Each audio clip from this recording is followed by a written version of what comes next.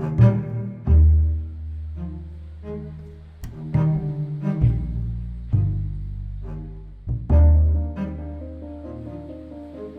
don't know if romantic is the right word, but I've always enjoyed the market.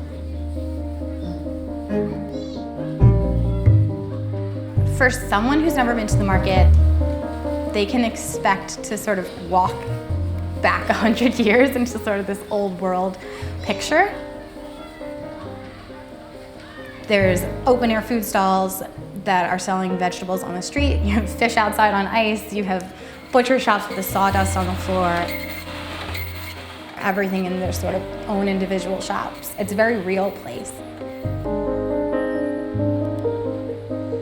My life is integrated with the market. I live, breathe, love the market. For me, the market is my whole life.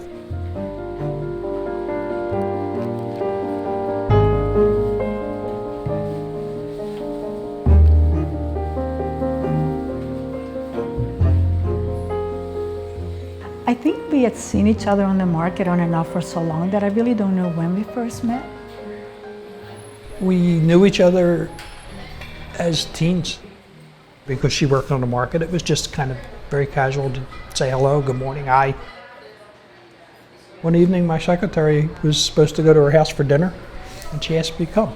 So I went for dinner, and you okay if I tell him that you... No. She didn't cook the finest meal. I actually tease her to this day that she tried to poison me with that meal. It didn't go well. I made rice balls, which were not... Big, giant dumpling that was like gum. I never made them. I thought, oh, let's try something different. No, that didn't go too well. The rice ball thing comes up all the time in my family. So my dad does not let it go, like will not let it go.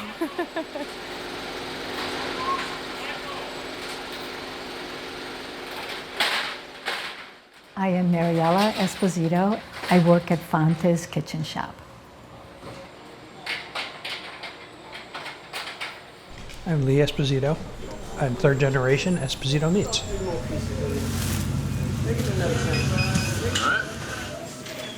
Not too many people actually that come through know that we are married. People discover it. You say, my God, I've been coming here 20 years. I didn't know you were married. It's the best kept secret, but not a secret on 9th Street, I guess. Their story of like finding love in the market is rare. I get customers in my store that are looking to cook something, and we try to educate them. Go buy a thermometer. Go buy a thermometer at Fante's across the street. Say hello to my wife when you go over there. You can't go wrong. My mom is 100% the face of Fante's. Just her knowledge of the vast history of all things kitchen related is incredible. I started working at Fante's when I was in high school. I never really left. Dominic Fante owned Fante's and was the guy in the neighborhood that took all the new immigrants under his wing. In the early 80s, when Dominic was going to retire, he had never had children. And my mom was the general manager of the store at the time, and so he approached her and asked if she wanted to buy the business. When my brothers and I bought Fante's from the original owners, his father owned the buildings. And then my father asked me if I could draw up the lease. So he became my landlord. That was a little awkward, but you know, we got through that. We've been married 35 years. The piece of the story that they leave out is that his parents kind of pushed them together. Life in South Philly, it's like everybody knows your business, which is a great thing and a terrible thing at the same time. It's part of the charm of this area that I love a lot. Having parents that both own businesses in the market was really interesting, especially considering the different backgrounds that they came from.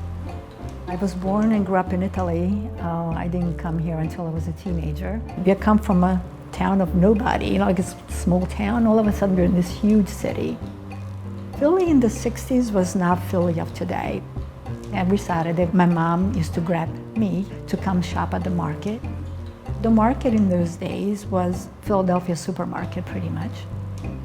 There were stands with fruits and vegetables all along, and the trolley going down the middle of the street. It was a very busy place. The smells were not fun, especially in the summer. It was quite a smelly place. I grew up with those smells. I didn't find it as offensive, it was more normal. People would unload the boxes and just kind of throw them across the way. If there was any rotten fruit or vegetables, it kind of laid on the ground.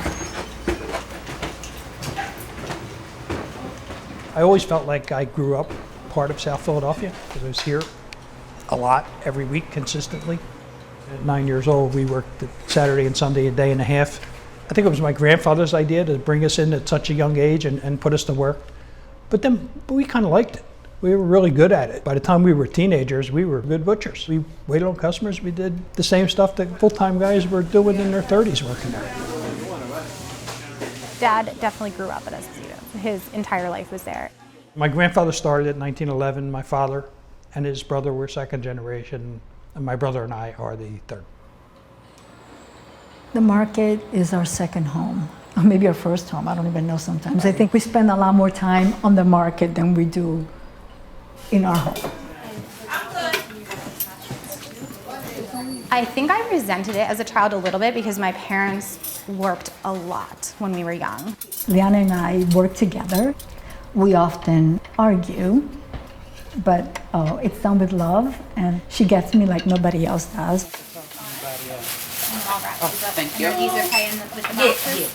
Being Mariella's daughter, I don't think I'll ever fill her shoes. I mean, to be perfectly honest. Hopefully, I can do her justice and like carry on the tradition as she would have. Now I'm sort of managing the overall business. The goal is eventually when Mom is ready to retire that I will take on her role. However, I don't ever see her retiring, ever. I would love to see us grow and continue to be this vibrant retail store in the market. It's such a gem of a place that really there's nowhere in the world like it. Even when you go into old world towns in Europe anymore, hardly any of them have all the individual stores anymore. There's a lot of us who have 100-year companies on the market still. We want to see the market thrive, leave a legacy for our kids. We hear the comments from some of the people of the Italian market, it's so different, it's not the Italian market anymore. Well, the market was never 100% Italian, it was always a market of immigrants. The predominant group was Italian, but most of the dry good vendors were Jewish, there were Lebanese, Greeks. People assumed we were all Italian because it's all Mediterranean, we all look alike. But it's still a market of immigrants. In my book, that's the same.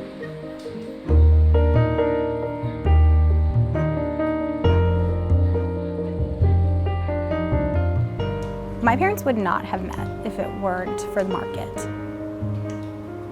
The market is like the ultimate picture of the American dream. We always want to think about the American dream as like huge mansion in LA and all this money and like massive amount of cars, but really the American dream is coming together and feeding your family and providing it for your family and doing it alongside your other family members. It's still very much a family place, and I don't know, it's just very special.